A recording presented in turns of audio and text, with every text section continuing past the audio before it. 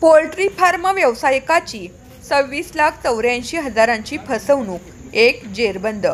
राहुरी तालुक्यातील चिकन विक्रेत्यांविरोधात तब्बल 26,84,000 रुपयांच्या फसवणुकीचा गुन्हा राहाता पोलीस ठाण्यात दाखल करण्यात आला आहे. या प्रकरणात एका आरोपीस पोलिसांनी अटक केली असून इतर दोघे आरोपी अद्याप फरार आहेत. मिळालेल्या माहितीनुसार राहुरी येथील चिकन विक्रेते अब्दुल दौलसा शेख, इब्राहिम अब्दुल शेख आणि यासीन अब्दुल शेख यांनी राहाता येथील एका पोल्ट्री व्यावसायिकाकडून 4 मार्च 2024 ते 13 मार्च 2024 या कालावधीत मोठ्या प्रमाणावर माल खरेदी केला.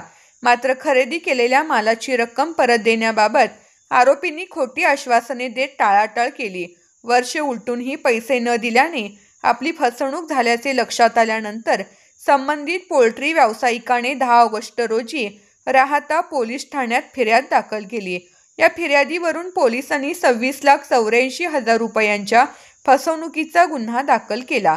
पोलीस अधीक्षक सोमनाथ घारगे, अपर पोलीस अधीक्षक सोमनाथ वाघचौरे, विभागीय पोलीस अधिकारी अमोल भारती यांच्या मार्गदर्शनाखाली राहाता पोलीस ठाण्याचे निरीक्षक नितीन चव्हाण आणि पोलीस उपनिरीक्षक शरद लोंढे यांनी तपासाची चक्रे वेगाने फिरवत आरोपी यासीन शेख याला जेरबंद केले.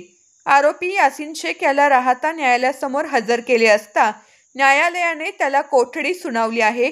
दरम्यान इतर दोन्ही आरोपी फरार असून त्यांचा शोध सुरू आहे. या घटनेने